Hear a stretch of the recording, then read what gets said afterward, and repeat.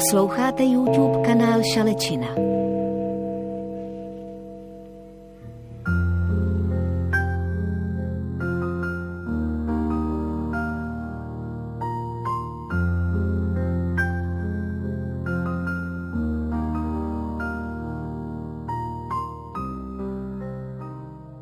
Cecílie věděla, že se to stane.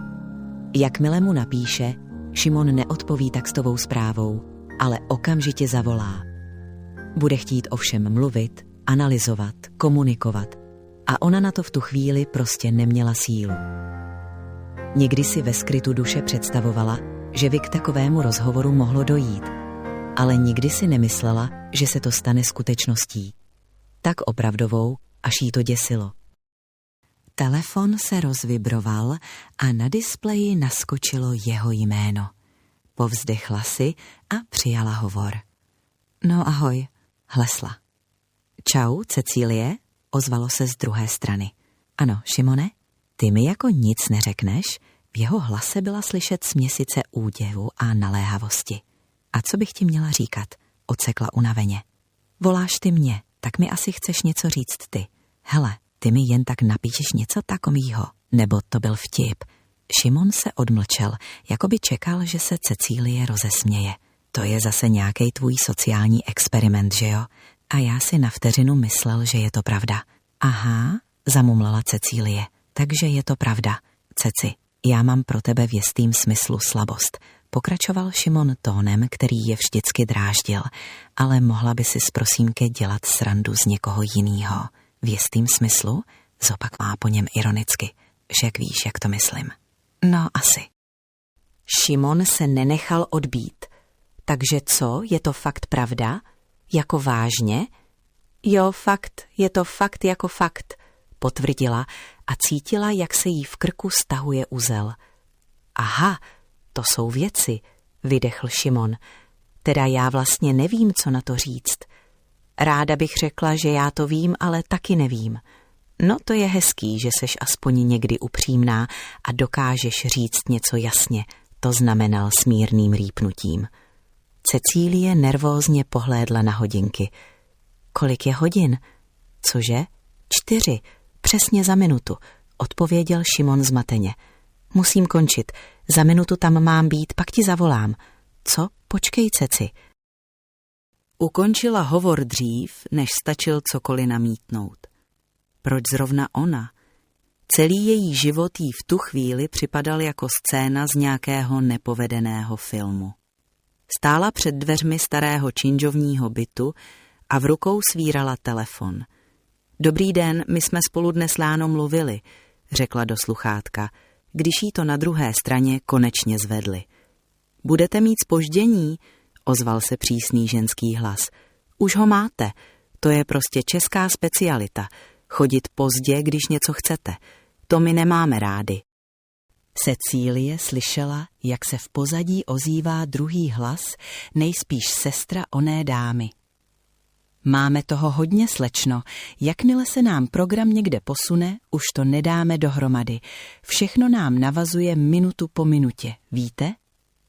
Ano, omlouvám se, snažila se Cecílie vklouznout do hovoru, ale dámy na druhém konci linky pokračovaly v lamentování mezi sebou. Lidi si myslí, že zavolají 5 minut potom, co tu mají být a že je to v pořádku. Přijdou si o hodinu později, budou se chtít vykecávat a nakonec se ukáže, že byt je plesnivý, drahý a báby lakomé. No to je vynikající. Cecílie se zhluboka nadechla. Já už jsem tady, jen asi nefunguje zvonek. Cože, ona říká, že už tu je. A kde jste? Přímo přede dveřmi. Vlastně už jsem uvnitř, v chodbě. Slyším vás přes dveře. Můžete otevřít. Dveře se rozletěly a v nich stály 2 starší dámy, které si Cecílii měřily pátravým pohledem. Tak to jste vy? Pronesla jedna z nich. A kdo asi? Doufám, že jste si mě takhle představovala, pokusila se Cecílie o úsměv. No, dobře tedy. Pojďte dál. Dobrý den, paní. Slečno, opravila ji druhá sestra okamžitě. To nemůžeš nikdy vědět. Navíc oslovení slečna se u nás v Brně už dlouho nepoužívá. Prosím tě, Elo, co je na tom diskriminujícího? Ohradila se ta první, Kateřina. Mně říkali slečno celý život a diskriminovaná jsem se necítila. Opravdu, Kateřino, nikdy? Protáhla Ela sarkasticky. To, že jsi zdrhla a všechen ten hnůj padal na naše hlavy, to je krásný příběh, kde ty určitě hraješ hlavní roli, ale to asi tady paní Jungmanovou nebude zajímat. Cecílie se na ně dívala s fascinací. To je v pohodě. Ráda si poslechnu životní příběh někoho jiného, komu se to taky tak krásně podělalo. Keci o tom, jaké to bylo za komunistů, přejdu bez mrknutí oka. Beru to jako terapii sdílením. Sestry se na sebe podívaly. Takže vám nebude vadit, když vám budu říkat slečno? Zeptala se Kateřina. Když řekneš slečno, prozrazuješ tím, že ta paní není vdaná. Mložila se do toho opět Ela. Muži se oslovují pane, bez rozdílu. Takže vás vítám, paní Jungmanová. Jestli vy náhodou nebudete ještě navíc mladá paní, že? Cecílie se neubránila smíchu. Tyhle vtipy jsou tak blbé, až jsou vtipné.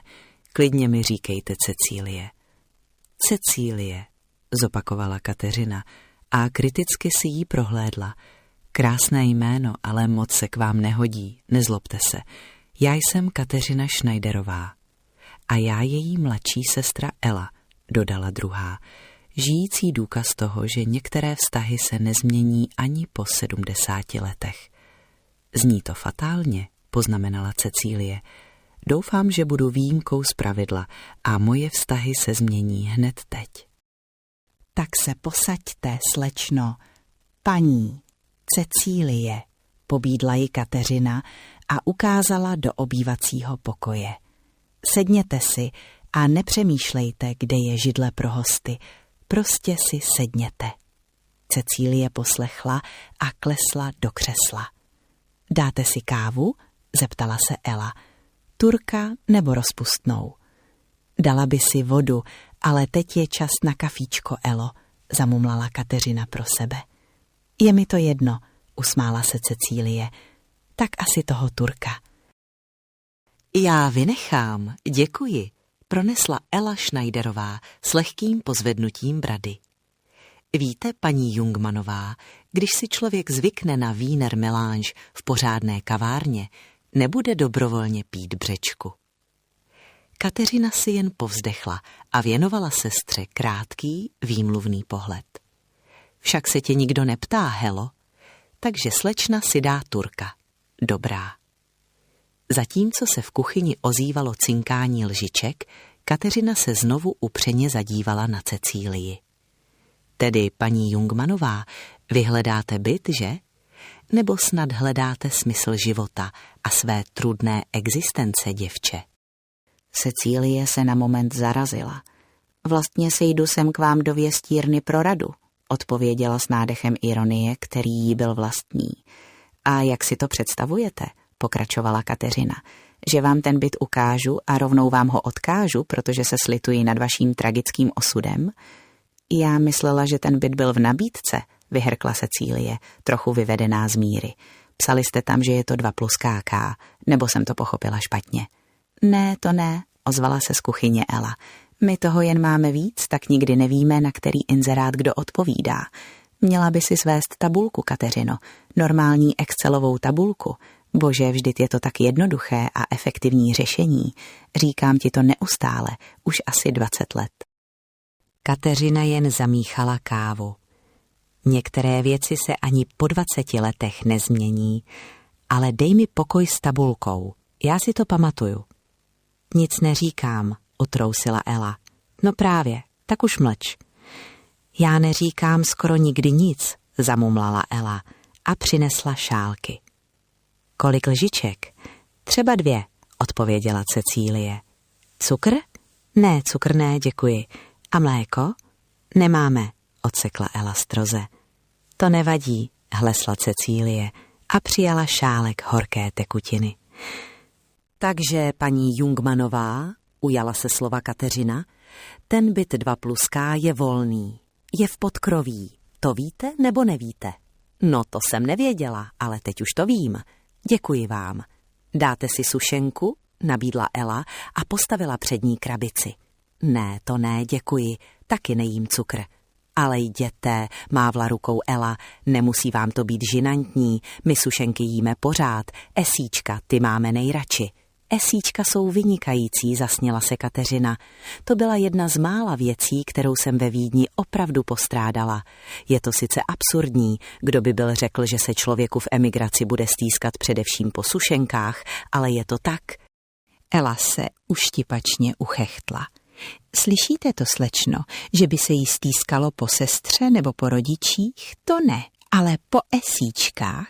Tak si nabídněte, Kateřino, naservíruj to přece do nějaké misky, takhle z krabice, kde to jsme. Cecílie sledovala jejich haštěření a v duchu jí probleskla panická myšlenka. Ty báby jsou prostě divný. Ježíš, to s nima bude peklo.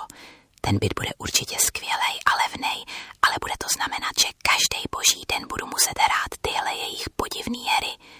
Ty vole, na to nemám. Fakt ne. Děje se něco? Přerušila její úvahy Kateřina. Ne, vyhrkla Cecílie až příliš rychle. Aha. Opravdu ne, jen jsem asi už úplně mimo. Něco mi tu nehraje, přiznala Cecílie a cítila, jak se jí vrací její pověstná úzkost. Ela se k ní naklonila. Spolehněte se na svoji intuici, slečno. Já mám pocit, že něco není v pořádku. Ale ne, to je jenom takový náš, jak to říct, zvyk, tradice, Kateřino, opravila jí sestra. Rodinná tradice, rituál? A ten spočívá v tom, že pozorujete, jak nášťava jí sušenky? Zeptala se Cecílie s neskrývaným údivem. Ne, kde pak, zasmála se Ela.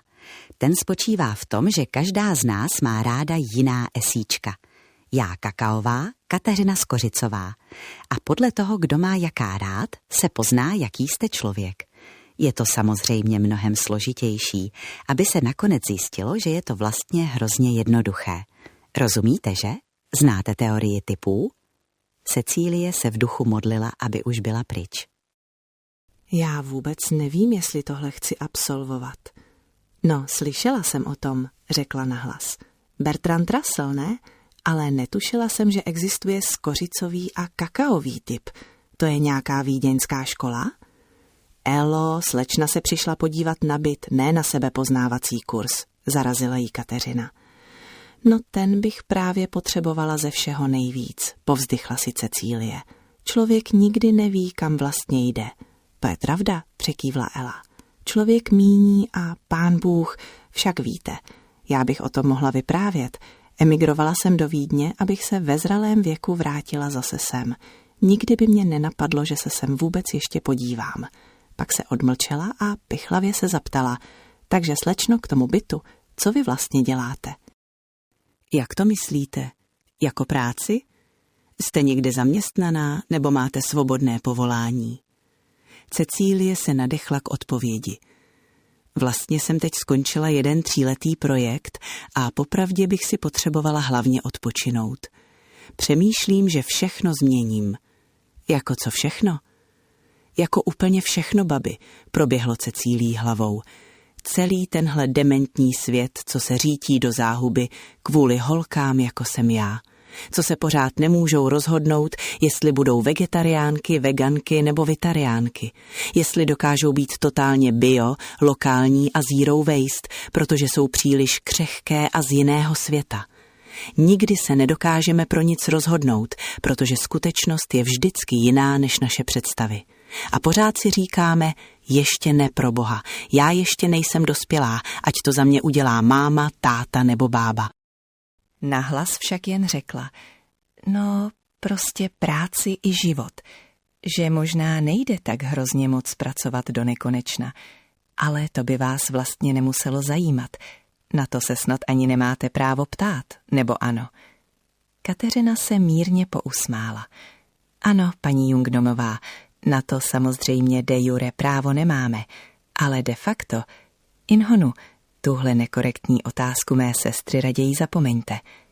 Cecílie se chopila příležitosti. Mohla bych ten byt už konečně vidět, co myslíte? Co myslím já, zopakovala Kateřina a pohlédla na Elu. No, spíš co myslíte vy, ale vidět byste ho asi měla. Asi určitě, hlesla Cecílie, spíše pro sebe, než pro sestry Schneiderovi. Kateřina se rázně zvedla ze židle. No dobrá, tak jdeme, pobízela ostatní a už směřovala k předsíni. Moment, ještě mojí kabelčičku. Dáma bez kabelky není dáma, že ano, paní Jungmanová? A vy máte všechno? Ano, přikývla Cecílie. A kdyby ne, tak se proto při nejhorším vrátím.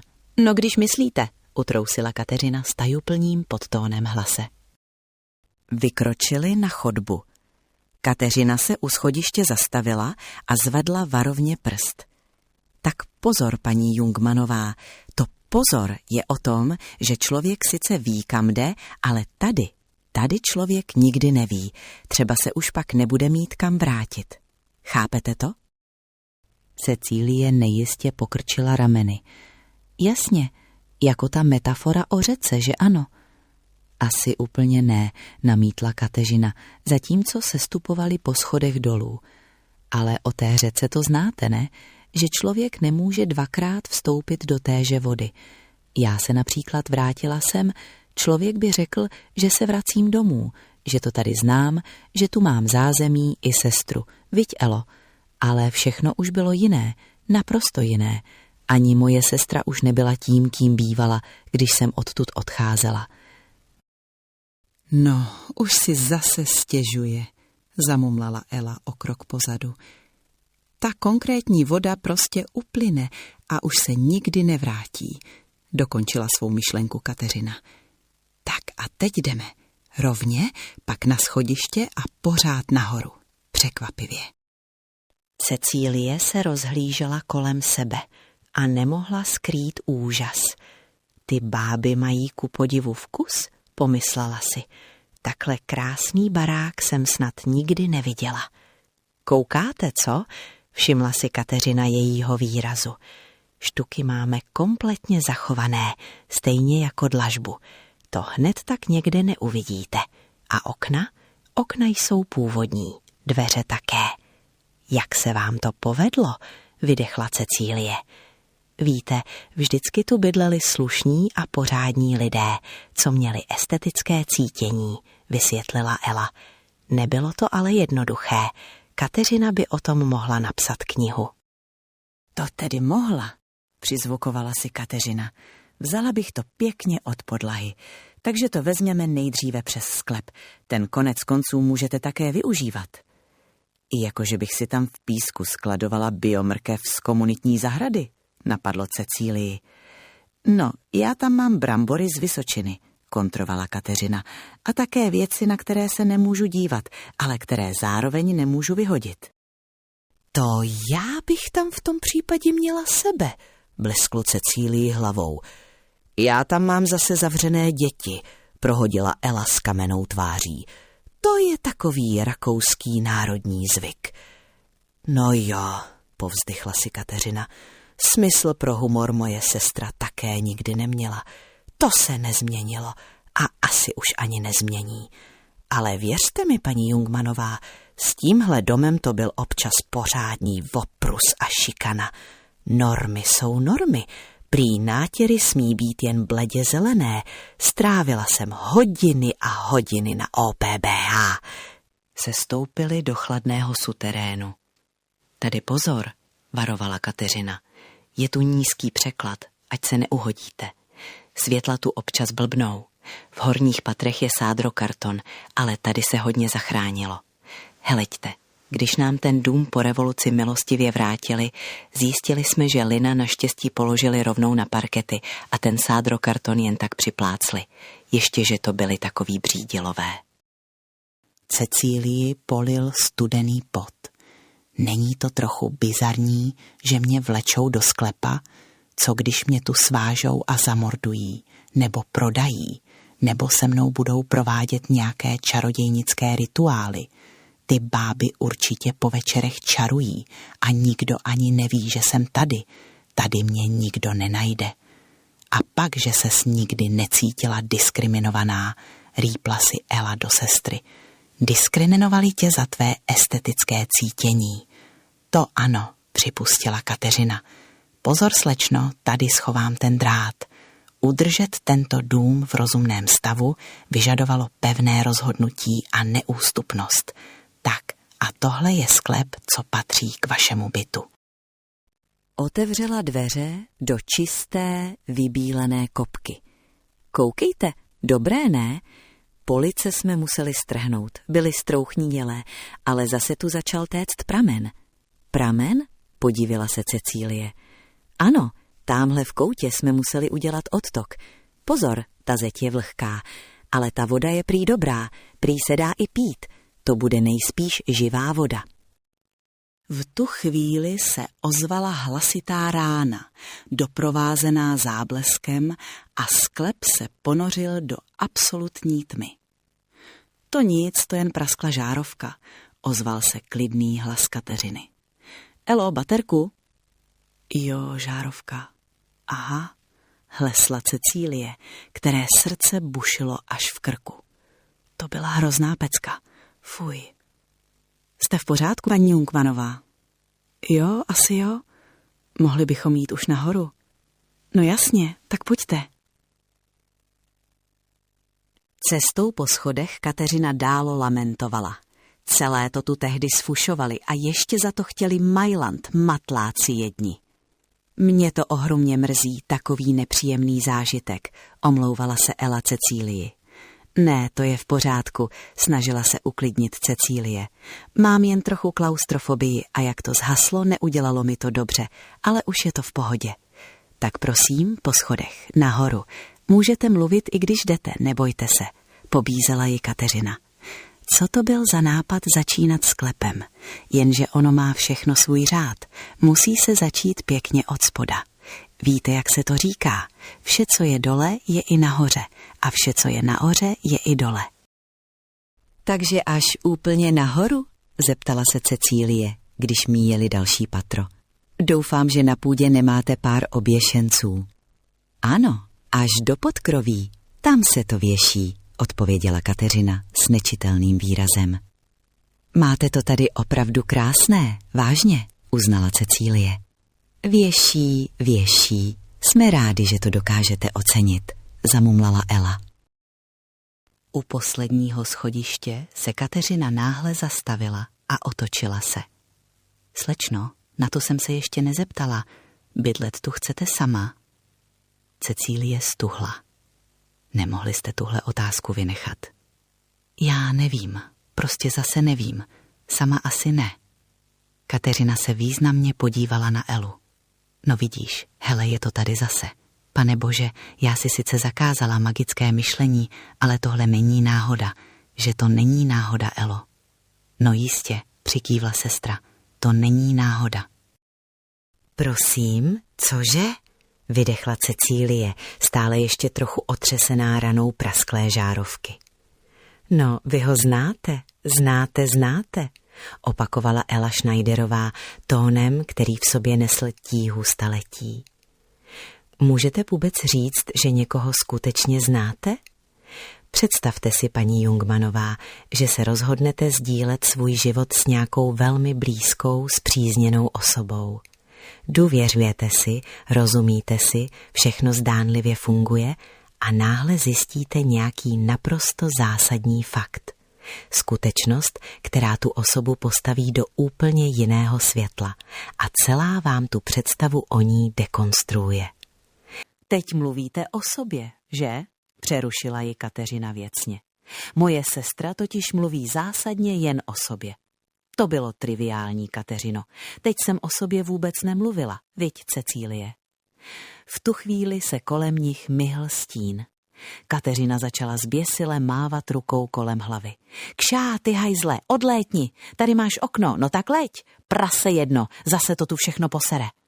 Kateřino, okříkla ji Ela s neskrývaným pohoršením. Slečna není z cukru, ale hlídej si laskavě slovník. Cecílie sledovala zmataného ptáka, který narážel do zdí. To je místní? Jo, Objevuje se tu každý rok, pokrčila Kateřina rameny. Těžko říct, odkud přilétá. Třeba tu hnízdí, nadhodila Cecílie. Myslíte? No, my ho tu viděli vždycky samotného. Kateřina se na ní náhle upřeně podívala. Takže byste se nastěhovala s přítelem? Cecílie zaváhala. No, to asi ne. Já teď vlastně žádného nemám. Možná časem. Snad vás nenapadlo, že bych to tu pronajímala turistům. To už jsme tu měli, odfrkla si Ela. Měli jsme hodně kamarádů z ciziny, prý za námi budou jezdit. Jenže pak se tu dvaře netrhly a pořád se tu štrádovali nějací cizinci. Žádní kamarádi. Normální Airbnb to bylo. Airbnb, opravila ji Kateřina. Našli jsme tu nabídku na internetu. Bylo to strašné. Víte, kolik chtěli za noc? Netuším. 30 €, hádala Cecílie. 50 € za noc, pronesla Ela tragicky. A musím konstatovat, že to ve svém bytě neměli vůbec vkusně zařízené, bylo to spíš odporné. Takže zpátky k věci, pokud máte nějaký takový podnikatelský záměr, paní Jungmanová, tak s tím jděte laskavě jinam. Cecílie cítila, jak jí docházejí síly. Ne, to ne. Já nemám vůbec žádný záměr. Víte, jak to myslím. Fuj, já si musím na chvilku sednout. Tady, na schod, abychom to nezamluvili. Děkuju. Budete tu tedy bydlet sama? Zopakovala Kateřina otázku, která visela ve vzduchu jako těžký mrak. Popravdě, já vlastně moc nevím. Sama ano, ale už asi i s někým, nebo já nevím, jak to říct. Kateřina si ji prohlížela s rukama v bok. Jste docela sympatická, ale leze to z vás jako z chlupaté deky. Vy máte psa a nechcete nám to říct, že ano? My psy v domě nerady vidíme. Ne, že bychom pejsky neměli rádi, ale lidé si na ně stěžují a to nemůžeme tolerovat. Já žádného psa nemám, bránila se Cecílie. Jestli máte přítelkyni, tak nám to klidně řekněte, vložila se do toho Ela smířlivě. Za to se nemusíte stydět. Cecílie se hořce pousmála. Ne, ani přítelkyni nemám.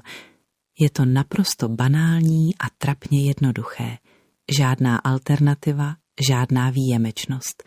V 35 naprosto nezajímavá, průměrná a zbytečná. Kateřina ji náhle přerušila. Udělala krok blíž a naklonila hlavu. Aha, počkejte, jak se na vás tak koukám, nejste vy nějaká těhotná? Cecílii se zastavilo srdce. Cože? Jak to víte? Vždyť jsem to sotva zjistila. Kateřina neodpověděla.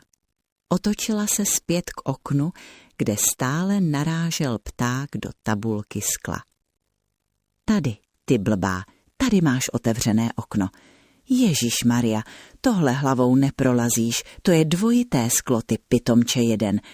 No, už skoro. Pak se otočila k Cecílii. Prostě něco člověk ví. Kouknu a vidím, jak se říká. Je to tak, ne? Cecílie jen němě přikývla. A co teď? Bude to problém? Sama s dítětem, to je problém, prohlásila Kateřina nekompromisně. Teď vám nerozumím, Ela se pokusila situaci zjemnit. Kateřina chce říct, že děti jsou vlastně jako psy. My je máme svým způsobem rádi, ale nájemníci si stěžují. Chápete? Děti dělají nepořádek, v noci pláčou, běhají po chodbách. Kateřina mezitím konečně vyhnala ptáka ven. Už letíš, já se s tebou mazlit nebudu. Leď si na svobodu, v tomhle baráku nic nenajdeš, ty kave blbá. No, pojď, Elo, jdeme. Počkat, vyhrkla Cecílie a snažila se zvednout ze schodu. Vždyť já to dítě ještě ani nemám a třeba ho ani mít nebudu. A jestli tady razíte politiku, že děti jsou problém, tak to je zase problém pro mě. Děti přece nejsou problém. Aha, takže ho možná ani mít nebudete, zamumlala Kateřina. Pozor, My žádnou politiku nerazíme. My jsme si to nevymysleli. Lidé chtějí mít v domě klid a my zase chceme v domě lidi. Chápete? Vlastně ne. Připadá mi to úplně fašistické, vybuchla Cecílie. Vždyť vy jste také žila ve Vídni. Proč? Elo, prosím vás, pardon, ale já tu asi nemám co dělat, půjdu. Ale prosím vás, Ceci, a neříkejte mi, že vám tak nemám říkat.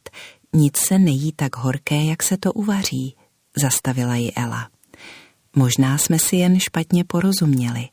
Já vás chápu, paní Jungmanová. Člověk se sociálním cítěním to dnes nemá lehké.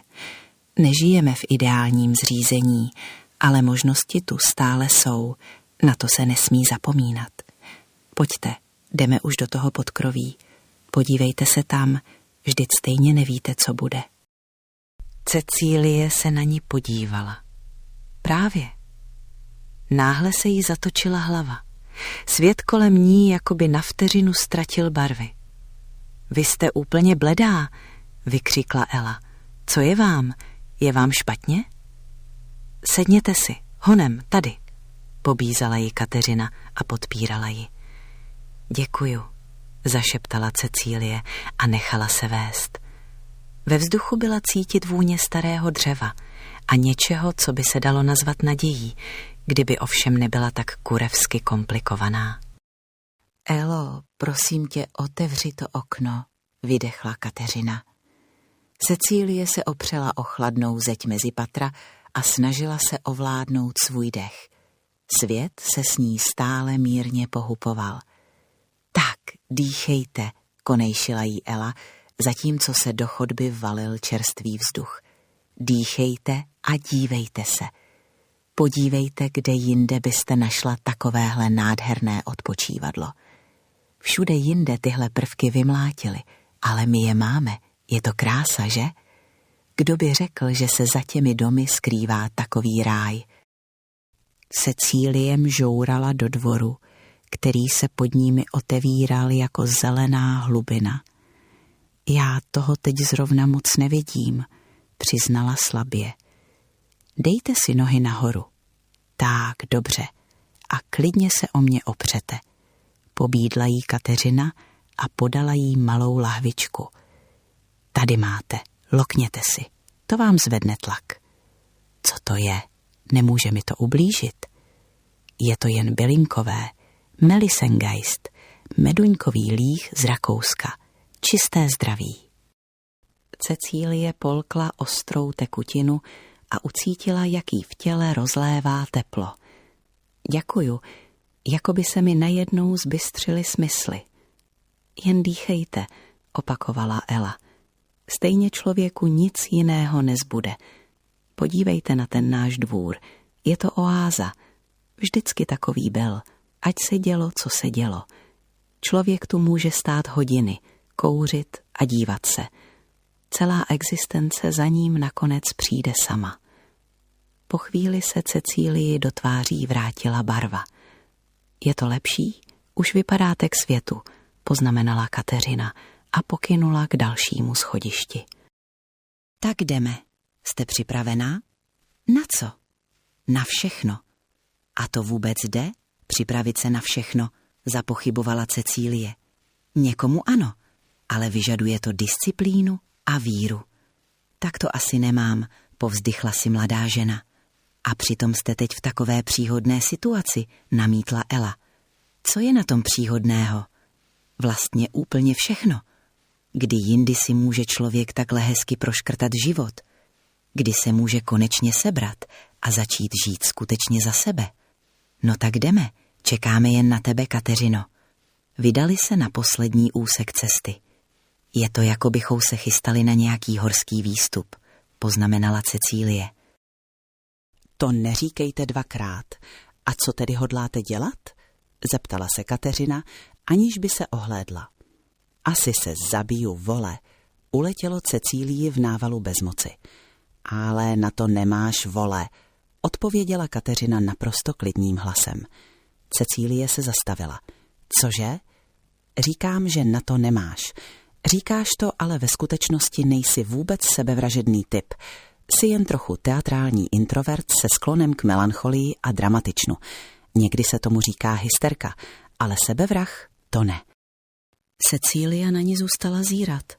Počkat, jak je to možné? Jak víte, co si myslím? To přece není možné. Možné je všechno, usmála se Ela. Všechno je to jen v hlavě. Přesně tak, jak ti to pořád vykládají v těch podcastech, co posloucháš. No to sice jo, ale o tom, že mi budou 2 cizí báby lézt do hlavy, tam nic neříkali. Je to jen podcast, nemůžeš od něj chtít zázraky, prohodila Kateřina. Já ale poslouchám i ty zahraniční, bránila se Cecílie. Ale ne moc často, že ne? Jak to všechno víte? Kroutila Cecílie hlavou, zatímco stoupali do posledního patra. Inu, jdeš se podívat na místo, kde možná strávíš zbytek života. Se svým životem. To je docela dost, ne? A chytrému napověz, hloupého trkni. Nebuď tak vztahovačná, prostě jdeme nahoru. Nahoře je nadhled. To by mě nenapadlo, zamumlala Cecílie. No právě. Když stanuli před posledními dveřmi, Kateřina se znovu otočila. A co tedy budeš dělat, popravdě řečeno? Jinak než popravdě to už asi nepůjde, uznala Cecílie. Takže popravdě řečeno, já nevím. A to je ti 35? Nadzvihla obočí Ela. Skoro. Tohle je poslední patro. Poslední. Tak co tedy vlastně víš? Cecílie se zamyslela. Vím, že je super nejíst maso, že tím fakt asi všemu pomůžeme. Že by na hovězí mohla být klidně větší daň a nic by se nestalo. A vím, že je skvělé mít málo věcí. Skutečně přemýšlet o tom, co člověk potřebuje a s čím chce trávit čas. K tomu není co dodat, přikývla Ela. Hlavně, když člověk vydělává tak málo, že si vlastně ani žádné věci pořádně dovolit nemůže. Dají se pořídit ty levné klumpy, ale ty jsou hrozně nevkusné. Ty jsi také estet, co? Asi ne úplně, ale rozhodně si neujíždím na umělých kytkách. Mám raději ty ruční. Chápu, usmála se Ela tajuplně. Ty by ses asi celkově raději proháněla po lukách a doufám, že aspoň nahá. Klidně i nahá, odsekla Cecílie vzdorně. Nudismus neodsuzuju, přijde mi to skvělé. Jako společnost jsme hrozně stažení. Nudismus je podle mě bazální cesta ke svobodě. Tak to musíš někdy do Vídně na Donauinsel, rozářila se Ela. Tam, jakmile vykoukne sluníčko, začne se to tam míhat na háči od dětí až po kmety. Žádné tělo není tabu, je to nádhera.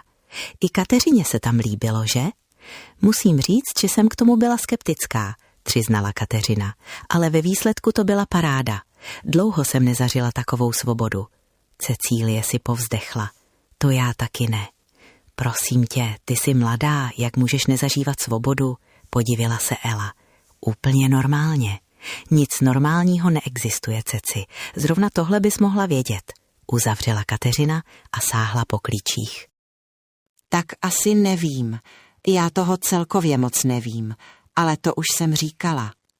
Jsi mladá, krásná a jistě talentovaná, ale děláš ze sebe chudinku, řekla Kateřina přísně, zatímco zámek cvakl.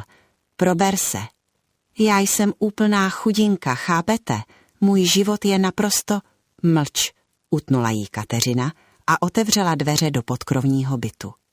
No právě, už vidím, kde je, zamumlala Kateřina a upřeně hleděla kamsi nad Cecílínu hlavu. Teď už jenom chybí, aby tě tam taky poctil svým pozdravem. Cecílie sebou trhla. Já se z toho snad poseru, uletělo jí. Hovoř hezky, prosím tě, napomenula jí Ela, ačkoliv sama sledovala vetřelce s neskrývaným napětím. Ježišmarja, už je zase tady. Žeň ho pryč, Kateřino, támhle je otevřené okno. Tobě se to řekne, žeň ho, odsekla sestra a začala mávat rukou do prázdna. Ptáku, co to vyvádíš? Vypadni, už tak mám ten život dost podělanej. Takové výrazy se neříkají, ozvalo se zborově, ale v hlasech obou starých dám zazněla nečekaná únava. No, to by mohl říct každý, že má spackaný život, viď? Pokračovala Kateřina a konečně se jí podařilo ptáka nasměrovat k šerému obdélníku okna. Už jsem ti to říkala jednou, mluv slušně, spisovně. Ano, každý by si mohl stěžovat. Cecílie se sunula na schod a schovala obličej v dlaních. Já jsem fakt úplně v háji, úplně. Tohle prostě nezvládnu. Podívejte se na mě. No, konečně, pronesla Kateřina s podivným klidem. Konečně to přiznala. Bylo na čase. Cecílii se v hrdle stáhla úzkost. Člověku je 35 a najednou se mu začnou dít věci, o kterých si myslel, že se stávají jen lidem, co jsou nějak hloupí, vadní nebo nemají vkus, že si za to nějak můžou sami, že si ty všechny sračky zaslouží. A najednou se to všechno děje mně, ale já vůbec nevím proč. Za tohle si přece nemůžu sama, ne? Tohle má být ten můj jedinečný, osobní život? Kateřina k ní mlčky přistoupila a podala jí kapesník. Na, utři si to.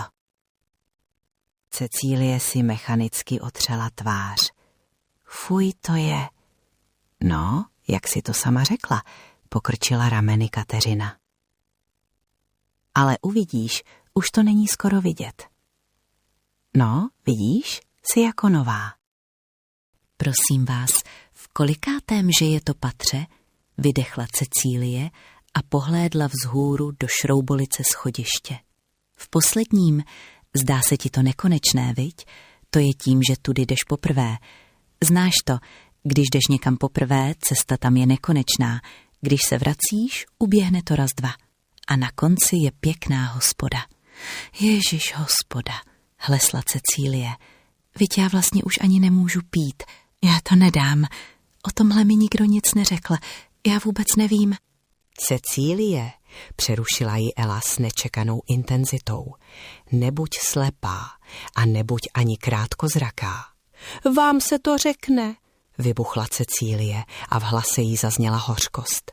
Jste zazobané báby s barákem, život máte za sebou, už si můžete jenom užívat. Nemusím se omlouvat za nekorektní výrazy, že ne. Jste v piglujete si barák, kasírujete nájmy, flákáte se po cukrárnách, občas si zajdete zanudistovat k Dunaji a jednou za čas uvaříte svíčkovou a pozvete haranty.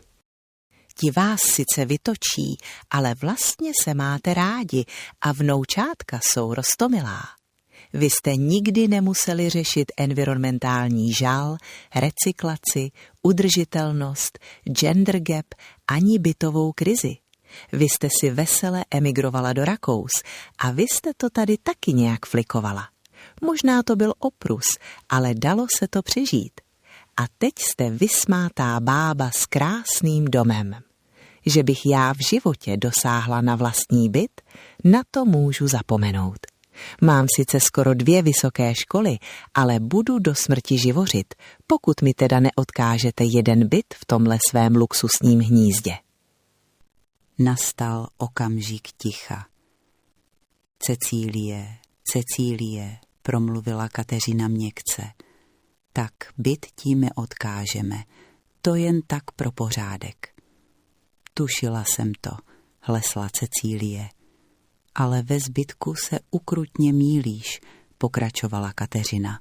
Jsi úplně slepá, jak můžeš někoho takhle rychle soudit?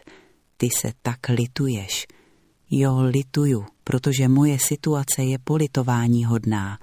Pokud jsem si někdy představovala, že budu mít dítě, tak rozhodně ne takhle.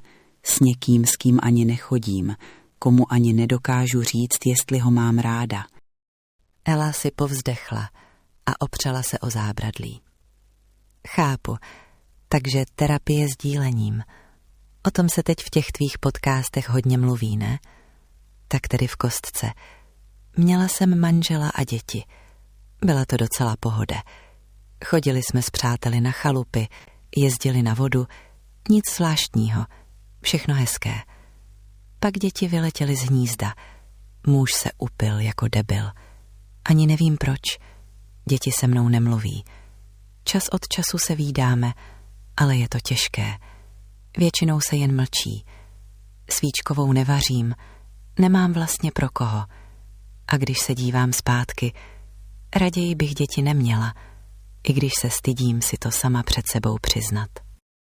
Cecílie na ní zírala s otevřenými ústy. Kateřina promluvila hned po své sestře. A já v kostce? Emigrovala jsem do Vídně. Toužila jsem po svobodě a výjimečnosti. Většinu věcí si tady za mě vyžrali rodiče a sestra. Fascinovali mě umělci, svobodomyslní lidé. Můj muž byl také takový. Hodně jsme si rozuměli, hodně jsme o sobě věděli. Nebo jsem si to aspoň myslela. Měli jsme krásný vztah. Nevšední. Pak se jednoho dne vyboural v autě. Rozprsknul se do okruhu 20 metrů. Zastavila se a na okamžik upřela zrak do prázdna. V advokátní kanceláři při dědickém řízení pak proti mně seděli mladý muž a žena. Byly to jeho děti. My jsme spolu děti mít nechtěli. Prý z politických a filozofických důvodů. Ale on měl paralelní rodinu klasického střichu. Celou tu dobu. Neznámou. Vůbec jsem netušila, s kým žiju. Dosáhla jsem toho, po čem jsem toužila, ale posledních 15 let vstávám s otázkou, jestli jsem o to doopravdy stála. Nevím. Takže ve zkratce, Cecílie, nejsi jediná, nejsi první ani poslední. Konec terapie sdílením. Sestry Schneiderovi se na Cecílie podívaly se zvláštním věcným soucitem. Tohle je jen jedna těžká hodina, Cecílie. Je to jako když hejno ptáků zatmí slunce. Vypadá to sice hrozivě, ale... V tu chvíli se ozval ohlušující šelest křídel. Nad schodištěm se prohnal mrak ptáků, který na okamžik skutečně zastínil světlo z oken. Co to děláte, blázníte, vyjekla Cecílie a krčela se u zdi. Zavřete to okno, sežerou mě. Neboj, nesežerou, zasmála se Kateřina. Už jsme skoro v posledním patře, tak můžeme jít? Mašírujte, slečno, mašírujte. Cecílie se zvedla, nohy se jí ještě trochu klepaly. To se vám tu děje normálně? No, víte, jak je to s tím, co je normální a co ne, odvětila Ela a podávala jí malý předmět. Nechcete půjčit zrcátko a hřebínek? Jste trochu rozcuchaná. Jo, vydechla Cecílie a přijala hřeben. Díky. Vstoupili na poslední podestu. Dveře do podkrovního bytu byly pootevřené a dovnitř proudilo jasné, neskalené světlo. Cecílie si v zrcátku, které jí Ela podala, urovnávala vlasy. Jak vypadám? Zeptala se nejistě. Kateřina se na ní kriticky podívala. No, mohla byste o sebe trochu víc dbát. Už se objevují první vrásky. Obličejová jóga je vynikající, nebo se prostě víc smějte. Cecílie jen odevzdaně přikývla. Tak, už tam budeme. A nevzdechejte, pobídla ji Ela, když stoupali k posledním dveřím. Je to sice zapeklitá situace, ale víte co? Člověk si pořád něco představuje a zdá se mu, že jinak to nejde a nesmí být. Ale ono je to pak stejně jinak a nakonec je to třeba úplně dobré. Jenom je to prostě jiné, než si člověk vysnil. Víte, lidská představivost je ve své podstatě dosti omezená. Zastavili se na chodbě před bytem. Kateřina si sáhla do kapsy pro cigarety. Nebude vám vadit, když si tu ještě zakouřím. Ostatně jsem tu doma.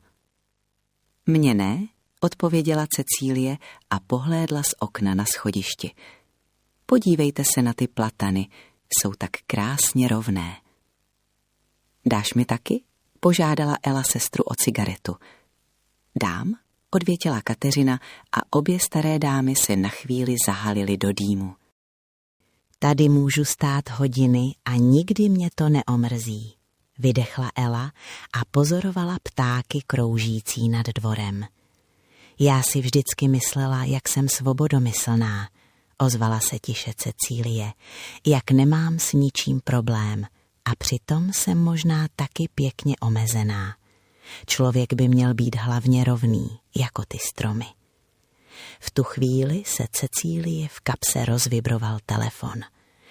Ach jo, to je otec toho dítěte, povzdechla si, když pohlédla na displej.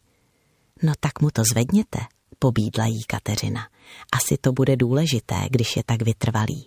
My půjdeme napřed, ať máte klid. Cecílie osaměla na chodbě a přijala hovor. Ahoj, Šimone. Ahoj, Ceci. Hele, neměli bychom to už nějak řešit? Ozval se na druhé straně mužský hlas, v němž se mísila nervozita s únavou. Asi ano, vlastně určitě.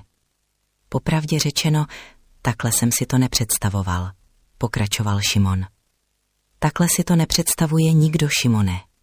To se prostě stává. Jo, nám. To si řekla hezky. Jako co? No to nám. Cecílie se na chvíli odmlčela. Jak to myslíš? Prostě tak, jak to říkám. Je to hezké. Ty tam s někým jsi? Jo. Proč tě to zajímá? Chceš mě mít pod kontrolou, abych netropila hlouposti? Ježíši, ne. Prostě mě to jen zajímá. Kde jsi? Jdu se podívat na jeden byt. To spolubydlení už je šílené a stejně budu potřebovat něco většího. Počkej, vždyť jsme to spolu ještě nestihli ani probrat a ty už si hledáš byt? Já nevím, ty vole, já už zase nevím, je to hrozné. Já si to taky takhle nepředstavovala, ale to vlastně vůbec není důležité, co jsem si představovala. Vlastně není, uznal Šimon. Ceci, hele, tak jsme si to tak nepředstavovali, no, ale i tak to může být vlastně dobré. Napadlo mě, ségra se stěhuje z bytu, s dětmi se tam už nevejde. Můžeme se tam prakticky hned nastěhovat. Cecílie se hořce pousmála. Šimone, mně bude skoro 40. Mně taky, Šimone, ale 20 nám už taky není. Proč je ten život tak úplně jiný? Asi protože to je život, odpověděla Cecílie a ucítila nečekaný klid. Život je život. Jsem ráda, že jsem tě zastihla v téhle filozofické rozcvičce. Hele, a to si jako budeme říkat mamko a taťko. To je možné, je to hrozné, divné a vlastně i vtipné, nemyslíš? Možná ano, nechceš se tedy přijít podívat na ten ségřin byt? Chci, ale nejdřív se podívám na tenhle. Ještě jsem ho neviděla, museli jsme si s paními majitelkami hodně věcí vyříkat. Kateřino, jen si vzpomeň, že si ty dveře nechala otevřené ty. Ozvalo se z bytu tlumené haštěření. Hele, Šimone, musím konstatovat, že jsem právě viděla sklep s pramenem živé vody a majitelky vypadají jako solidní čarodějnice. Třeba by v budoucnu mohly převzít roli sudiček. A navíc jsem slíbila, že pomůžu s honem na ptáka. S honem na ptáka? Podivil se Šimon. To je nějaká metafora. Ten barák je krásný, to bys ocenil. Toho ptáka ti vysvětlím osobně. Zavolám ti za chvíli. Pa. Cecílie ukončila hovor a vstoupila do bytu. Paní Jungmanová, pojďte sem, už je tady, křičela Ela. Neřvi, puš jde, okřikla jí Kateřina. Zavřete ty dveře, usadil se támhle na trámu, zkusíme ho vyhnat oknem. Kateřina se marně pokoušela ptáka vyplašit. Máš křídla, tak leď, co tady? Vždyť tu nebudeš mít co žrát. No tak šup. Cecílie přistoupila k trámu, zvedla ruku a tiše na ptáka promluvila. Zvíře na okamžik znehybnělo, pak zamávalo křídly a jistým letem zamířilo přímo k otevřenému oknu, za nímž zmizelo v korunách platanů. Sestry Schneiderovi zůstaly stát s ústy do kořán. No paní Jungmanová, vydechla Ela, ten vám skoro zobal z ruky. My bychom ho tu naháněli celé odpoledne a vy mu jen promluvíte do duše a on odletí, jako by se nechumelilo. To jsem ještě neviděla. Já popravdě taky ne, přiznala Cecílie. Tak se tu porozhlédněte. Je to atypický byt, jak sama vidíte, pokynula Kateřina. Cecílie se pomalu otáčela v prosvětleném prostoru pod vysokými stropy. Cítila vůně starého dřeva a nového vápna. Takhle jsem si to teda vůbec nepředstavovala, řekla tiše. Jakože se vám nelíbí? Zeptala se Ela s obavou. Ne, usmála se Cecílie. Jen jsem si ho takhle nepředstavovala. Ale jak jste říkala, to vlastně nic neznamená.